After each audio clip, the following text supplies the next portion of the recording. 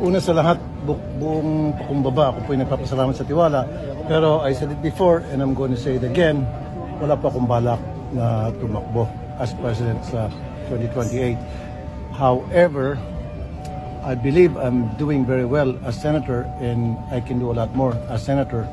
Therefore, maasahan niyo, re-electionist ako sa 2028. Even if mataas ang number niyo sa survey, that will not change your mind, sir?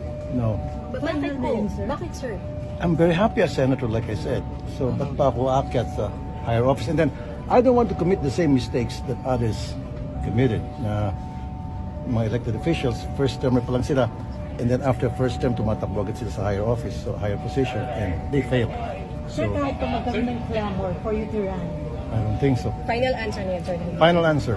Sir, wala What if mong mas, pagbabago sa sir, what if mas decision niya? makakapaglingkod kayo as president? Pwede na ako maglingkod as senator, di ba?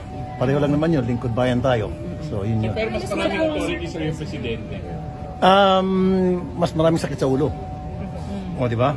sir, kahit mas tumaas ka na sa survey kay VP Sara, Mas kinababot pa hanggang langit. Talagang hindi. Marami naman dyan eh. O, nandiyan naman si Mayor Lenny, si Sen Risa, si Sen Bam, si dating Senador Trillanes, nandiyan si Sen Sec John Vic, Sec Vince, si sino pa, General Torre, Mayor Magalong, so many people. If Sir, not please, president, sir, if sir, not sir. president, what if katandem? I'm sorry? What if not president, what if huling kayong katandem as VP? Hindi rin.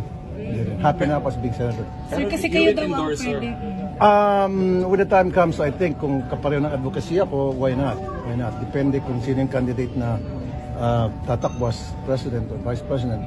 I will know later. Is VP Sara among the options na susuportahan ninyo? I-endorse nyo? Well, sa ngayon, siya pa lang ata ang very clear na tatakbo. Wala pa naman nakalatag na iba. So titingnan ko kung sino yung kapareho ng advocacy ko. So most likely yung supportahan ko. Okay? Thank you, sir.